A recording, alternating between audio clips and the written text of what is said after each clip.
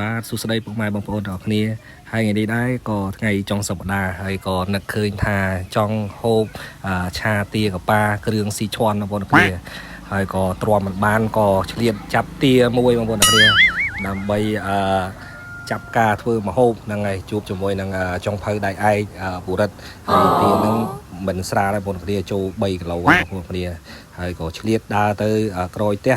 ដើម្បីរកគ្រឿងរកក្រៅអញ្ចឹងណាបងប្អូនគ្នាហើយឥឡូវបានមកដល់កន្លែងរោងម្ទេសយើងបងប្អូនគ្នាហ្នឹងហើយបេះយកយើងច្រើនណាស់ព្រោះយើងដាក់លាយជាមួយនឹងគ្រឿងស៊ីឈ័ន់ណាហើយក៏យើងចាប់ផ្ដើមទៅរកគល់ក្រៃហ្នឹងហើយដើម្បី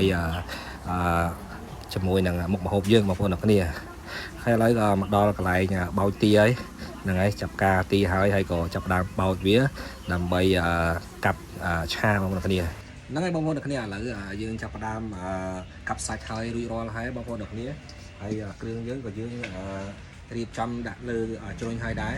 វាមានម្ទេសមានខ្ទឹមមានជីហើយនឹងគល់ក្រៃបដិស្លឹកក្រូចបងប្អូនគ្នាដើម្បីធ្វើ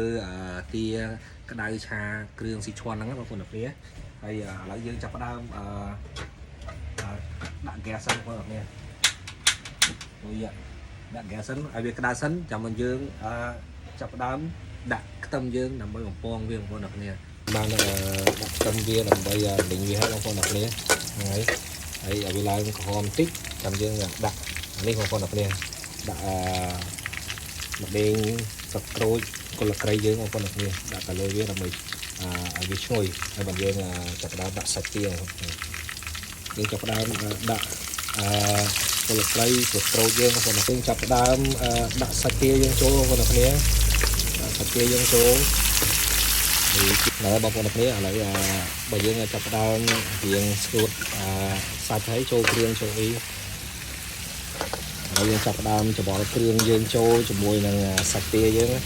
ហើយវាសប់ជ្រុងជ្រោយបងប្អូនគ្នាហើយវាសប់ជ្រុងជ្រោយហើយបានយើងចាប់ផ្ដើមដាក់ទឹកមកងាស់វាបងប្អូនគ្នាផ្ដើមដាក់ទឹកបន្តិចបងប្អូនគ្នាដើម្បីមកងាស់វាហើយវារៀងផុយសាច់ចឹងបងប្អូនគ្នា